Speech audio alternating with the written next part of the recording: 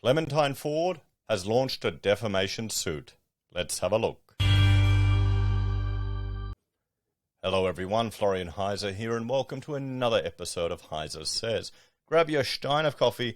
We're going to talk about an article discussing, well, everyone's favourite feminist here in Australia, Clementine Ford.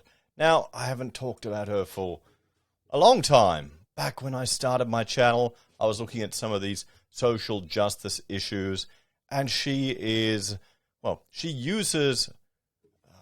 the media and outrage to get attention, and then to sell her books and whatever else she does, going to courses and things like this. So she's an outrage merchant. That's it. That's why she'll piss people off. They love this stuff. So let's have a look at what's going here. I've really kind of lost interest in her, and I kind of thought she dropped off the radar. So let's have a look. The bitter feud between author Clementine Ford and her former employer has taken a new turn. The renowned feminist commentator, have a look here what she's saying about coronavirus killing men fast enough. See, this is just blue checkers cause. This is just a sign that either you're a nutcase or you're just doing it for attention. And I would bet a carton she's doing it for attention, 100%, because she's making coin off it, guys. She's making coin. People will get outraged, click on the article and start going off. It just makes money. So, filed a long flag defamation lawsuit against Tori Maguire, executive editor of the Sydney Morning Herald and The Age, over public comments alleging she engaged in violent personal attacks on journalists and editors at the mastheads. Papers for the suit were lodged on Thursday in the federal court by Ford's high-profile solicitor Rebecca Giles, who recently represented former Attorney General Christian Porter in his discontinued defamation case against the ABC. Ford, a former columnist for the then Fairfax masthead, sensationally resigned in February 2019, claiming they had threatened to fire her for calling Scott Morrison a effing disgrace on Twitter because of a new social media policy that meant they didn't disrespect the office of the Prime Minister. Well, you don't need to be a bloody bogan about it, do you? But that's how, to get attention. These leftists want attention. It was an awkward split that the editors of those publications, now owned by 9 newspapers, certainly hadn't forgotten. In November last year, Ford participated in an interview about her new book for publication in the paper's Spectrum section, only for the article to be abruptly pulled from the website after it was published in January. It also didn't appear in print. The mix-up happened, according to the masthead's executive director, Tori Maguire, because of a breakdown in communications.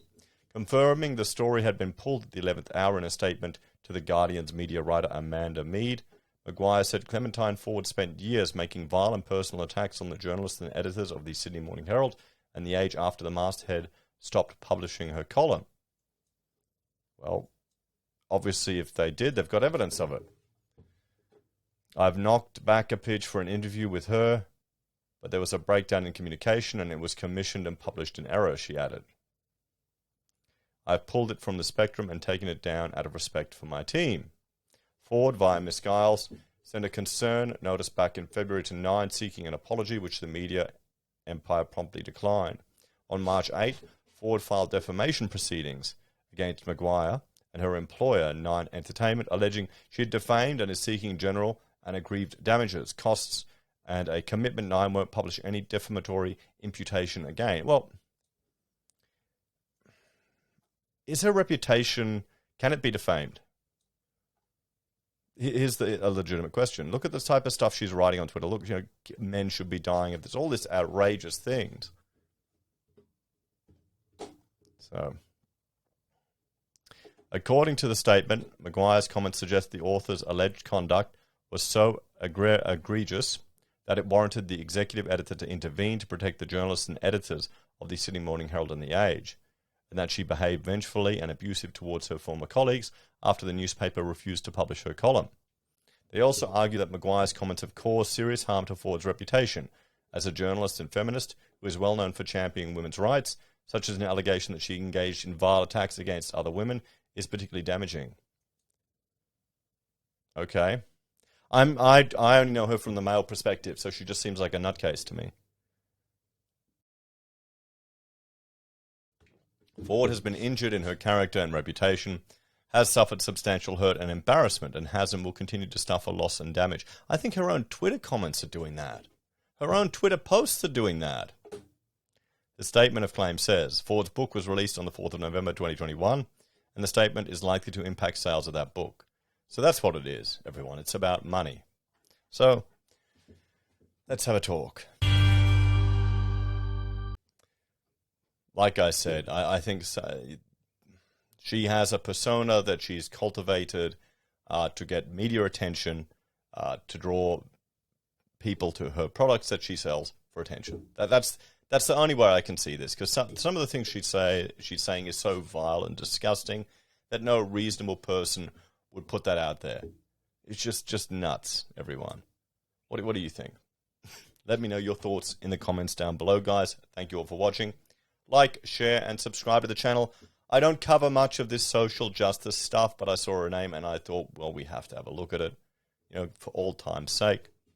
Let me know in the comments if you've watched some of the original HeiseSays videos I did on Ford way back in the day.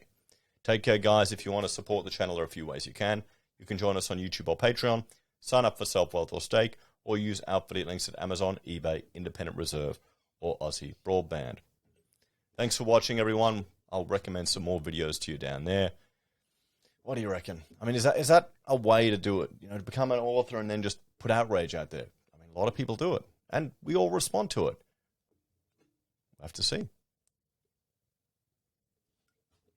Still like my cheap coffee. See you next.